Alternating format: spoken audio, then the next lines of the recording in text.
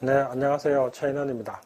EFT와 화관으로 모든 분들이 몰입하는 삶을 살 수 있기를 바라면서 오늘 방송을 시작하겠습니다. 저번 시간까지 몰입에 관해서 이론적인 것과 구체적 EFT 하는 법, 즉석 EFT 이런 것들 쭉 설명드렸는데요.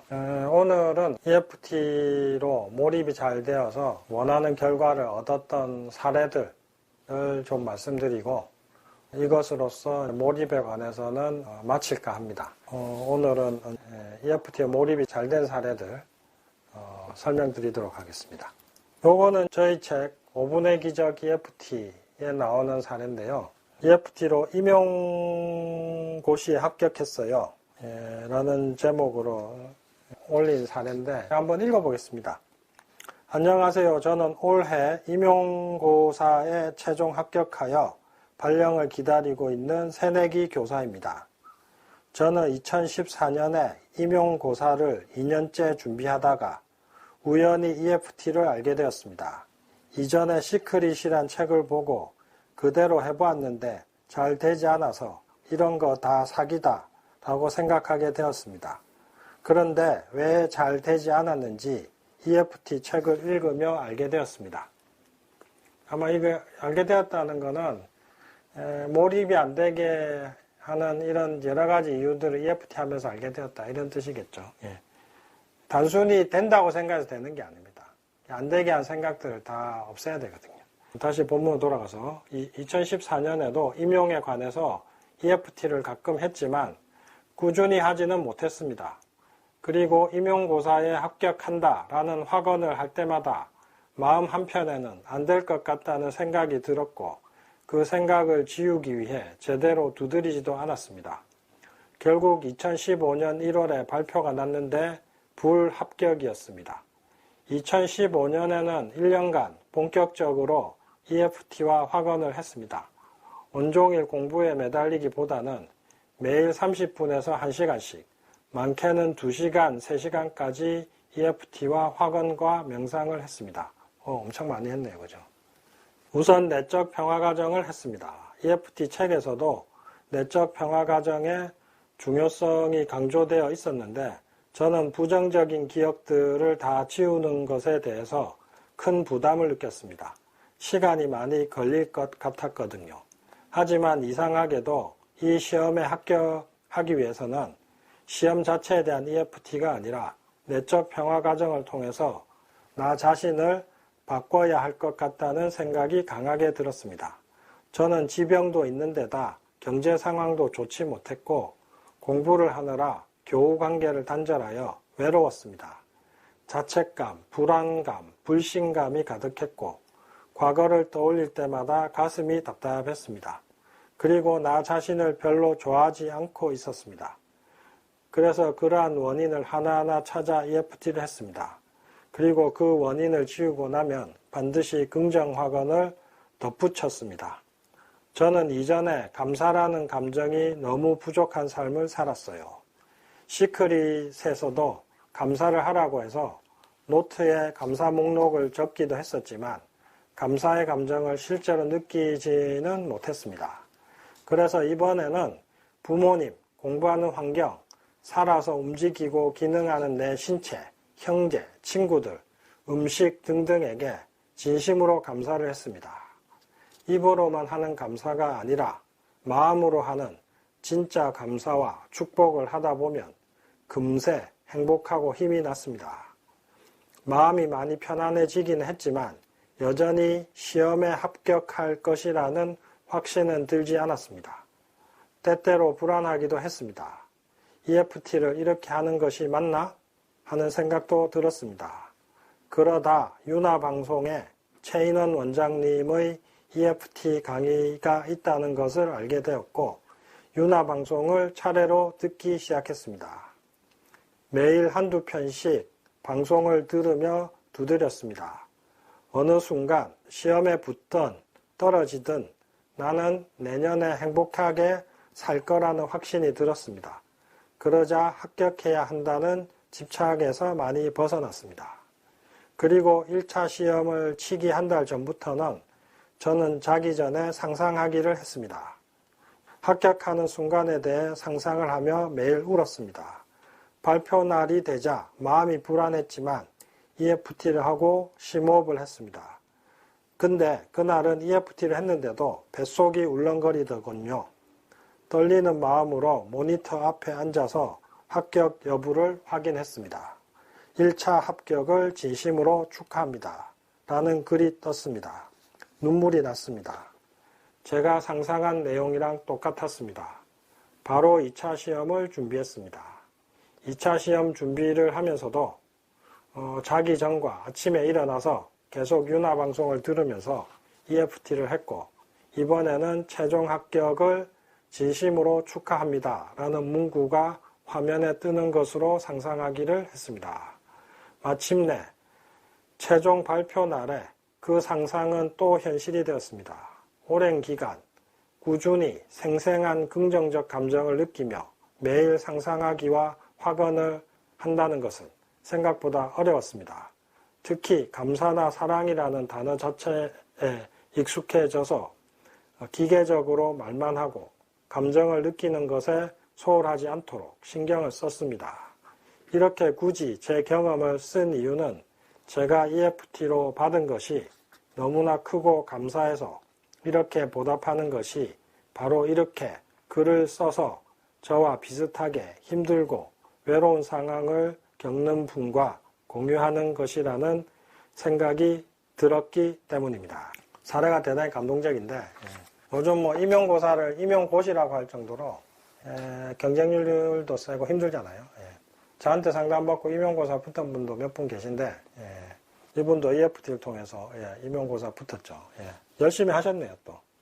하여튼 EFT 열심히 하시면 다 효과 보더라고요. 두 번째 사례는 좀 특이하고 재밌는 사례인데 50년 만에 젓가락질을 제대로 하게 되다라는 사례인데 그것도 사실 몰입에 들어간 사례입니다. 좀 전에 했던 시험에 붙은 것도 몰입 사례고 50년 만에 젓가락질 제대로 하게 되다니까 50대 여자분인데 일단 사례를 들어보시죠.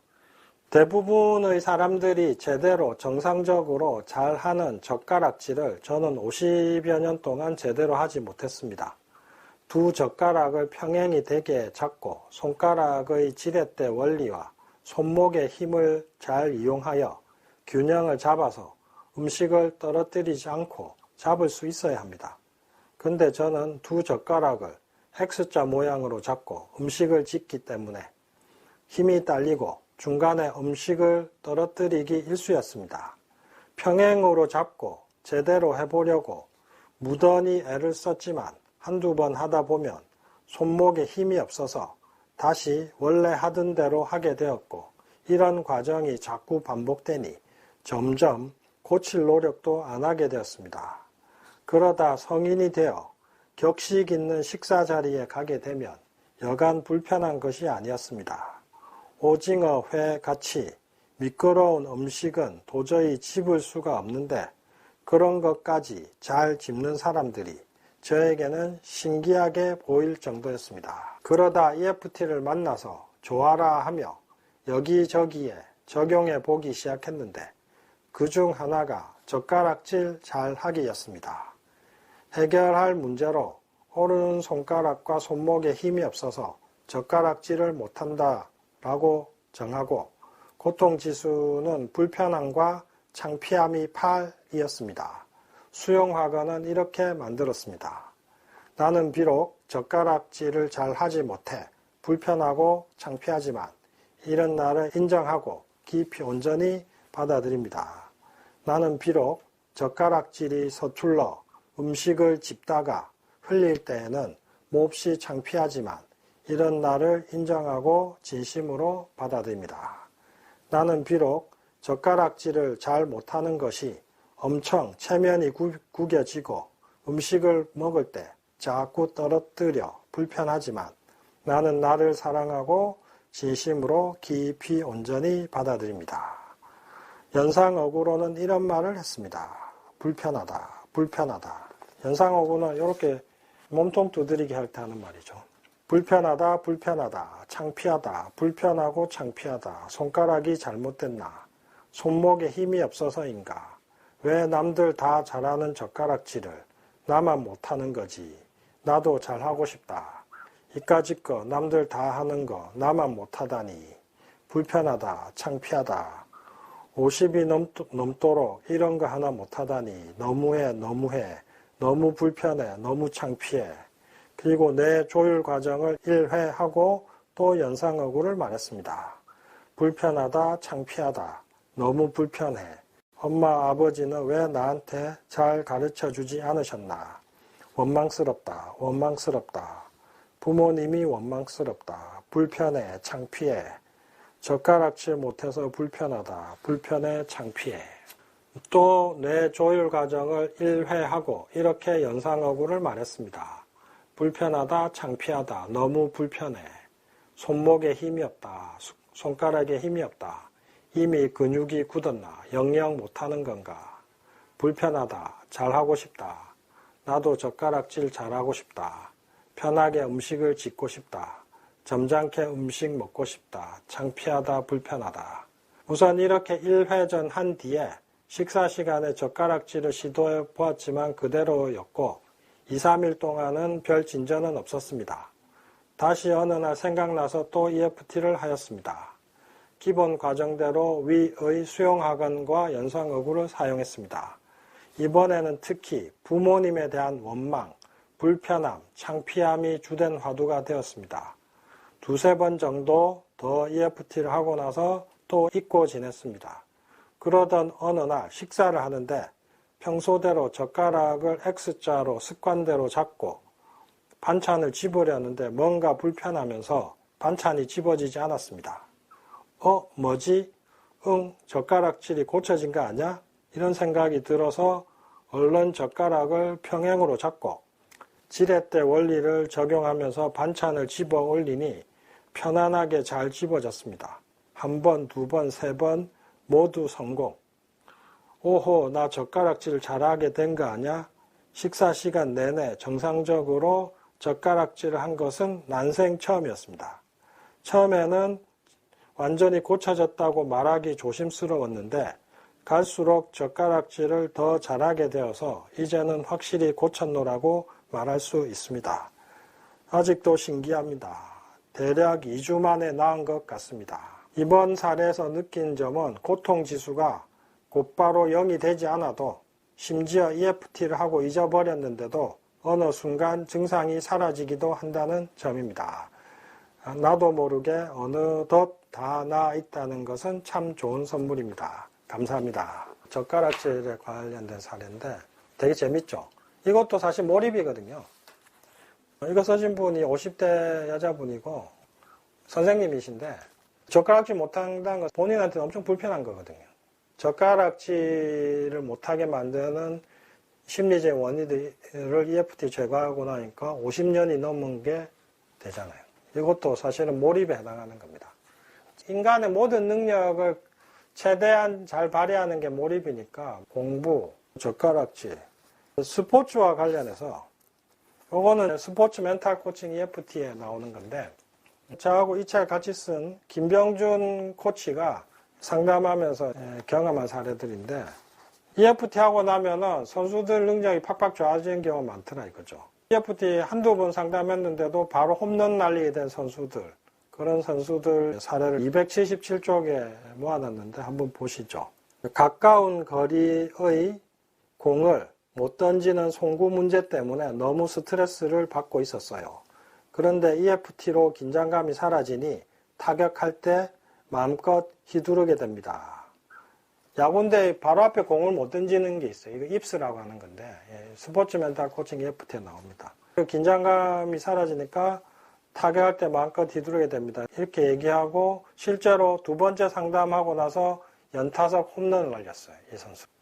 이런 사례도 있고 또 한 사례. 못 치면 부모님에게 너무 죄송하고 미안한 마음이 EFT로 사라지니 공을 훨씬 더 무심하게 볼 수 있었어요. 정말 오랜만에 아무 생각 없이 타석에 설 수 있었어요.